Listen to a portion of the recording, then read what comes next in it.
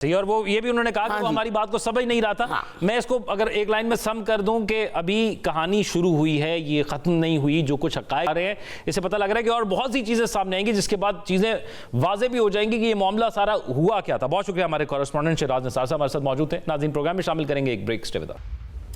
Break के बाद खुशामदीद नाज़रीन। बहुत से वादों में से एक वादा वज़ीर आज़म शहबाज शरीफ साहब की जानिब से यह भी किया गया जब अमेरिका और ईरान और इसराइल के दरमियान जंग का माहौल था, स्ट्रेट ऑफ हॉर्मुज़ बंद थी, तो पाकिस्तान और पूरी दुनिया में तेल की तरसील मुतासिर हुई, तो पेट्रोलियम मसनूआत की कीमतों में इजाफा कर दिया गया।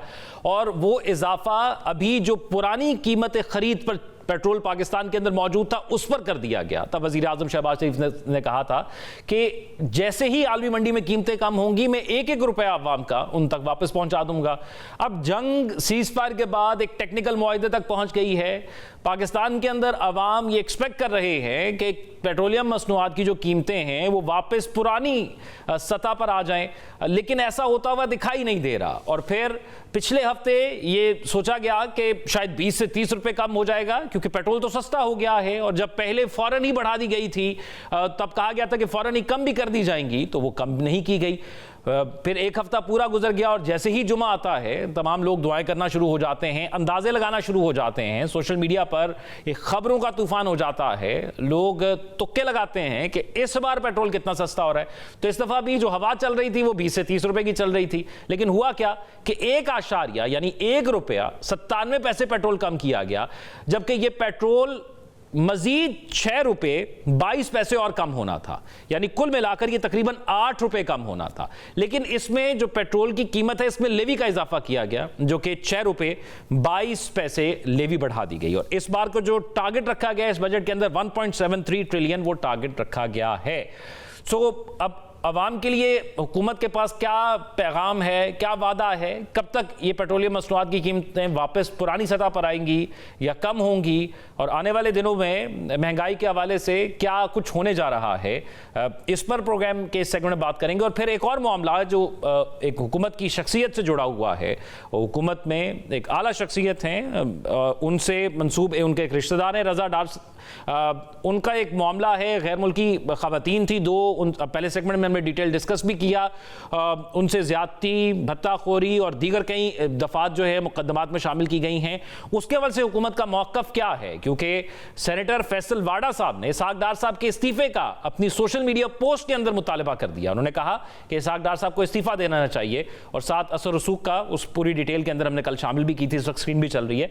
लेकिन ये फैसल वाडा साहब का बयान है, ये उनकी राय है। अब इस केस की तफ्तीश भी हो रही है और ये आगे जाकर पता भी लगेगा कि क्या कुछ इसके अंदर प्रूव होता है। तो इस तमाम तर मामले पर बात करेंगे। Coordinator to prime minister Rana Ehsan Afzal साहब हमारे साथ मौजूद हैं। बहुत शुक्रिया राना साहब आपके वक्त का।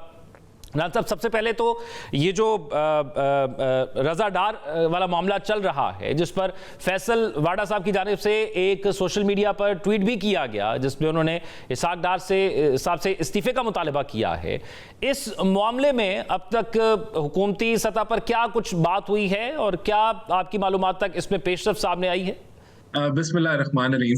देखिए, ये मामला जो है ऑब्वियसली सियासी तौर पे लोग इसको आउट ऑफ प्रोपोर्शन ब्लो करना चाह रहे हैं। इस पे तो चीफ मिनिस्टर मरियम नवाज ने फौरी तौर पे नोटिस लिया और विद इन 2 आवर्स जो है बाजियाब करा दिया उन खवातीन को, और उन खवातीन की जो फिर FIR दर्ज हुई उसके मुताबिक कार्रवाई भी हो गई, लोग गिरफ्तार भी हो गए। देखिए, ये बड़ी सिंपल सी बात है। मेरा बेटा हो, मेरा भाई हो या मेरा कज़न हो, मैं उसका जिम्मेदार नहीं हूँ अगर वो अपनी ज़िंदगी के अंदर कोई इलीगल काम करता है। जब तक या तो मैं उसको कोई जो है वो सपोर्ट दे रहा हूँ या मैंने उसको इनकरेज किया हो वो काम करने के लिए, लेकिन अगर इंडिपेंडेंटली उसने ऐसा कोई कानून तोड़ा है, मेरी फैमिली किसी मेंबर ने, तो I can not be held responsible for it. It's as simple as that. तो जो कानून के मुताबिक कार्रवाई होनी है वो होगी, और ब्लैक एंड वाइट के तहत, एक ट्रांसपेरेंसी के तहत ये मामला आगे बढ़ेंगे। कोई पॉलिटिकल इन्फ्लुएंस नहीं इस्तेमाल हो रही, और ये एक लीगल तरीके से मामला आगे बढ़ेंगे। फैसल वाडा साहब एक तमाशबीन है, वो तमाशा लगाते हैं, वो बड़े बड़ी बातें करते हैं और उनकी दुकान इसी बेसिस पे चलती है, तो वो इसी तरह चलते रहेंगे। ये इससे बढ़ के जो है ये कोई गवर्नमेंट लेवल के ऊपर कोई ना मामला है, ना गवर्नमेंट इसके ऊपर कोई इन्फ्लुएंस कर रही है चीज़ों कि कानून जो है वो अपना रास्ता इख्तियार करे। क्योंकि राणा साहब इस पे एक दूसरे मुल्क का मामला है, वो गैर मुल्की खवातीन थी और फिर एम्बेसी भी इस पे इन्वॉल्व होगी, तो यकीनी तौर पर वफाकी हुकूमत भी इस मामले को देख रही होगी। नहीं, ऐसा कोई वफाकी हुकूमत इस मामले को नहीं देख रही। जो जिस थाने में FIR है वो उसको देख रहा है और वो कानून के मुताबिक चीज़ों को आगे लेके जाएगा। इसमें कोई वफाक की इन्वॉल्वमेंट तो जो है वो मुझे तो नहीं नजर आता। अच्छा, अब राणा साहब बात करते हैं ज़रा कुछ सियासी मामलात के हवाले से भी और कुछ इकोनॉमिक के मामलात के हवाले से भी, क्योंकि एक्सपेक्ट किया जा रहा था ये दूसरा हफ्ता है कि पेट्रोल की कीमत जो है वो काफ़ी हद तक नीचे आ जाएगी। पिछली बार भी जब कीमतें कम हुई तो आवाम की उम्मीद पर वो नहीं उतरी, क्योंकि कहा जा रहा था कि शायद 20 या 30 रुपये हो जाएंगे। इस दफ़ा भी लेवी बढ़ा दी गई, लेकिन पेट्रोल की कीमत उस हद तक नीचे नहीं की गई, तकरीबन 2 रुपये से भी कम की गई।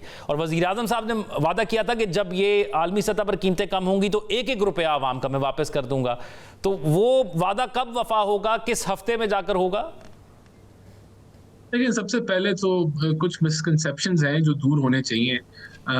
ये प्री वॉर लेवल पे तो गूगल आपको बता देता है कि क्रूड ऑयल की कीमतें चल गई हैं, लेकिन अगर आप गूगल में ये सर्च करें कि जो इंश्योरेंस कॉस्ट है या जो वॉर प्रीमियम था या जो लॉजिस्टिक्स की कॉस्ट है, क्या वो प्री वॉर लेवल पे गई है, तो वो आपको बताएगा कि अभी तक वो प्री वॉर लेवल पे नहीं गई और ये चीज़ें अभी उस तरीके से अभी इसको टाइम लगेगा जाने में। इसी तरीके से जो हमने बिल्कुल जो क्लाइमेट लेवी था उसको 2.5 से 5 रुपए किया एक, लेकिन हमने उसको वो रेवेन्यू न्यूट्रल है क्योंकि हमने उतना ही पेट्रोलियम लेवी में कमी कर दी। लेकिन एक एडजस्टमेंट हुई है कि हमने पेट्रोलियम लेवी में 6 रुपए इजाफा किया और डीजल में कमी की है प्राइसेस एक बैलेंसिंग करने के लिए, जिसके तहत जो इंडस्ट्री एनालिसिस जो आ रहा है वो ये कि 8 से 11 रुपए कम होने चाहिए थे, लेकिन वो इन एडजस्टमेंट्स की वजह से वो ट्रांसफर नहीं हुआ। और ये दुरुस्त है कि हमने लेवी के अंदर ये चेंजेस की जिसकी वजह से ये ट्रांसफर नहीं हुआ। लेकिन अब आगे मजीद चलते हुए जैसे ही ये कॉस्ट नॉर्मलाइज होती हैं और मजीद अगर कमी आती है तो वो बिल्कुल आवाम को जो है वो ट्रांसफर की जाएगी। हमारा बजट आ गया, बजट में जो अहदाफ हमने रखे हैं, पेट्रोलियम लेवी हो या फिर वो क्लाइमेट की लेवी हो, तो वो तो हम जरूर उसको कवर करेंगे, लेकिन उसके अलावा जितना रिलीफ होगा वो हम आवाम को ट्रांसफर करेंगे। लेकिन राणा साहब जब ये वॉर स्टार्ट हुई तो अभी क्योंकि वो जब महंगा तेल हम तक पहुंचना था उससे पहले ही कीमतें बढ़ा दी गई थी कि सिर्फ इसी खर्चे के पेश नज़र कि क्योंकि आगे महंगा होगा तो फिर पहले ही बढ़ा दी गई और इसी तरह उस टाइम भी यकीन दहानी कराई गई थी कि कीमतें भी उसी तरह कम होंगी, लेकिन जिस स्पीड से बढ़ी थी उस स्पीड से कम नहीं हो रही। आवाम ये गिला कर रही है। नहीं, देखें, अगर आपका इशारा ये है कि OMCs को कोई बेनिफिट दिया जा रहा है तो OMCs को कोई बेनिफिट नहीं दिया जा रहा। OMCs तो जो हमने पिछली कमी की थी उसमें तो गालबन कोई फिगर आ रहा था कि 104 अरब का उनको इन्वेंट्री पे लॉस हुआ है। तो यही मौक़िफ़ जो आपने दिया है कि महंगी इन्वेंट्री उनको सस्ती बेचनी पड़ी और इसी तरह जब वो सस्ती इन्वेंट्री थी, जब उनको प्राइस रिवाइज हुई, वो उन्होंने महंगी बेची तो वो किसी हद तक न्यूट्रलाइज हो गया इम्पैक्ट। तो हम आपको बता रहे हैं कि OMCs की प्रॉफिटेबिलिटी को तो हमने बिल्कुल भी नहीं देखा। ये जो चेंजेस हैं ये लेवी की अप डाउन होने की वजह से ये और हमने जो एजाब बढ़ाया है क्लाइमेट का, ये उसका इम्पैक्ट जरूर है, लेकिन हम आपको बता रहे हैं कि इस इम्पैक्ट के अलावा जो रिलीफ होगा वो हम आने वाले दिनों में ट्रांसफर करेंगे। और उसकी बुनियादी वजह मैंने आपको बताई कि प्री वॉर लेवल की जब हम बात करते हैं तो उसमें बहुत सारी चीजें जो नॉर्मलाइज नहीं हुई, लॉजिस्टिक्स की कॉस्ट का मैंने आपको बताया, मैंने आपको वॉर प्रीमियम का बताया, इंश्योरेंस कॉस्ट का बढ़ने का बताया, ये चीजें टाइम लेती हैं। तो अभी भी वॉलेटिलिटी है मार्केट के अंदर, जो सेंटिमेंट है वो बिल्कुल काम डाउन नहीं हुआ, तो ये वो उसकी वजह से प्राइसिंग के ऊपर इम्पैक्ट है। ये वो सारी चीजें हैं जो हम स्किप कर जाते हैं। तो ये चीजें जब नॉर्मलाइज होंगी, इससे भी प्राइस रिडक्शन होगी, तो वो हम आवाम को फौरी तौर पर ट्रांसफर करेंगे। ये चीजें अभी तक नॉर्मलाइज नहीं हुई। और पेट्रोल के हवाले से क्योंकि सोशल मीडिया पर जो दावे किए जाते हैं वो यकीनी तौर पर हमें पता है कि उसमें कुछ हद तक दुरुस्त होते हैं, लेकिन काफ़ी हद तक फेक भी होते हैं। किस हद तक ये कीमतें गिर सकती हैं आने वाले दिनों में? क्या आप पुरानी कीमत तक जा सकती हैं या आपको लगता है कि उससे भी नीचे जा सकती हैं? मुझे तो लगता है कि देखें फैक्टर्स क्या हैं। एक तो ईरान के अगर ऊपर से सैंक्शंस उठ गई तो ईरान ओपनली अपना तेल जो है वो आलमी मंडी में बेच सकता है, तो ये एक एडिशनल सप्लाई होगी जो मार्केट में आएगी। और ऑब्वियसली ईरान की कोशिश होगी कि वो ज़्यादा से ज़्यादा तेल पंप करे और मार्केट में बेचे। दूसरा, UAE जब से ओपेक से बाहर निकला है तो पहले ओपेक इकट्ठा मूव करता था, अब ओपेक ब्रेक होने से भी आलमी मंडी में सप्लाई बढ़ सकती है। इसी तरह वेनेजुएला की सप्लाई भी बढ़ी हुई है। तो अगर ये चीज़ें नॉर्मलाइज होती हैं तो मुझे आलमी मंडी में कीमतें मज़ीद गिरती हुई नज़र आ रही हैं और उसका इम्पैक्ट फिर आवाम ज़रूर इंजॉय करेगी।